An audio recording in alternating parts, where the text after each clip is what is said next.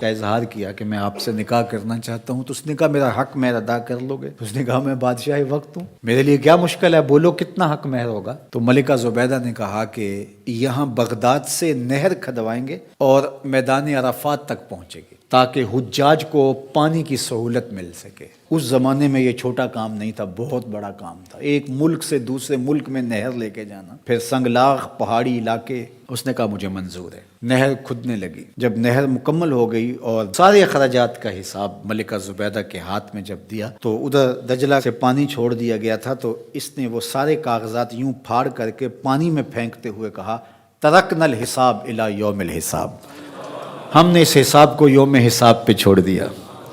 اللہ اکبر! آج ہم حساب نہیں کرتے، اللہ بھی ہمارا حساب نہ کرے۔ تو اللہ کی بارگاہ میں جب پیش ہو جاؤ، اس کے راہ میں دو، پھر بے حساب دیا کرو، اللہ ہمارا حساب آسان کر دے۔ حضور علیہ الصلوۃ والسلام جب اللہ کے حضور دعا مانگتے تھے تو یہ دعا بھی کبھی مانگتے، اللہم حاسبنی حسابا یسیرا۔ اللہ اکبر! اللہ کے محبوب ہو کہ اللہ کی بارگاہ میں عرض گزار ہیں، اے اللہ میرا حساب آسان فرمانا۔ ام المومنین سیدہ عائشہ رضی اللہ تعالی عنہا فرماتی ہیں کہ حضور حساب یسیر سے مراد کیا ہے؟ تو آقا کریم نے فرمایا کہ بس اللہ کے حضور پیشی ہوگی، اللہ حساب دیکھے گا اور یوں ہی معاف کر دے گا۔ جس کا پھر حساب شروع ہو گیا فرمایا وہ ہلاک ہو گیا۔ اگر کسی کی جانچ پڑتال شروع ہو گئی تو پھر وہ نہیں بچ پائے گا۔ تو اللہ سے یہ بات عرض کرو کہ مالک میرا حساب یسیر فرمانا، آسان حساب، بلکہ مالک تو کریم ہے، تو نہ ہی حساب لینا، تو یوں ہی معاف کر دینا۔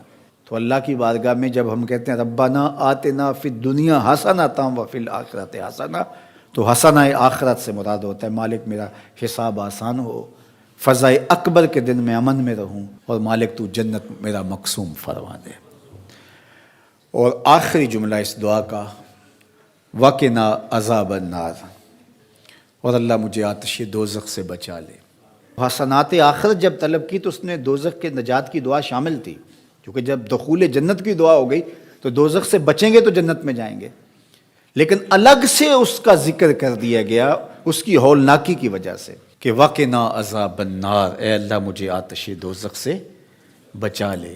اللہ اکبر! حضور نے ایک دن جبریل امین سے پوچھا مجھے جہنم کے عذابوں کا ذکر سناؤ، تو جبریل امین نے کہا حضور اخف العذاب، سب سے ہلکا عذاب جو جہنم میں جہنمی کو دیا جائے گا وہ یہ ہوگا کہ اس کے پاؤں میں آگ کے جوتے رکھے جائیں گے۔ ویسے تو آگ میں ڈوبے ہوئے ہوں گے، آگ کے کنویں میں پھینک دیے جائیں گے، آگ کے پہاڑ ہیں، ایسی وادیاں ہیں جن سے جہنم بھی ایک دن میں 700 مرتبہ پناہ مانگتی ہے، لیکن سب سے ہلکا عذاب، اخف العذاب، سب سے خفیف ترین عذاب جو جہنمی کو جہنم میں دیا جائے گا، اس کے پاؤں میں آگ کے جوتے رکھے جائیں گے، باقی اس کا آگ میں بدن نہیں ہوگا، یہ سب سے ہلکا عذاب ہوگا۔ لیکن یغلی منہما دماغہ، ان آگ کے جوتوں کی شدت اور حدت اور گرمی اور حرارت اتنی ہوگی کہ اس سے دماغ پگھل کے ناک اور منہ کے راستے سے باہر آنا شروع ہو جائے گا۔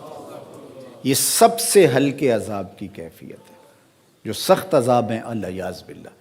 تو اس لیے آتش دوزخ سے پناہ مانگو کہ اللہ مجھے آتش دوزخ سے بچانا۔ اس دنیا کی آگ سے فرمایا 70 گنا زیادہ تیز ہے وہ آتش دوزخ، اور وہ بدن کے ساتھ چپک جائے، یہ تو صرف جلاتی اور خشک کرتی ہے، وہ آگ بدن کے ساتھ جسموں کے ساتھ چپک بھی جاتی ہے اور جدا نہیں ہو پاتی، تارکول کی جیسا لک چپک جاتی ہے، اس طرح وہ آگ چپک جائے گی بدنوں کے ساتھ الیاذ باللہ۔ اس کا ایک انگارہ اگر پہاڑ پہ رکھ دی جائے، دنیا کے پہاڑوں پہ، تو پہاڑ پگھل جائیں۔ یہ ہے اس آگ کی شدت اور اس آگ کی حدت۔ جہنمی کو اگر جہنم سے نکال کر اس دنیا کی آگ میں ڈالا جائے تو اس کو نیند آ جائے، وہ آگ اتنی سخت ہو۔ 70,000 زنجیروں میں جہنم کو ڈال کر کے جب میدان حشر میں لایا جائے گا، یہ تو ایک لمبی سی گردن دی جائے گی جہنم کو، لوگوں کے سروں کے اوپر گھوم رہی ہوگی، اور وہ کچھ بد اعمال کرنے والوں کو جہنم ڈھونڈ رہی ہوگی، اور پھر جب بھی مخصوص کچھ جرائم ہیں ان جرموں کا کرنے والا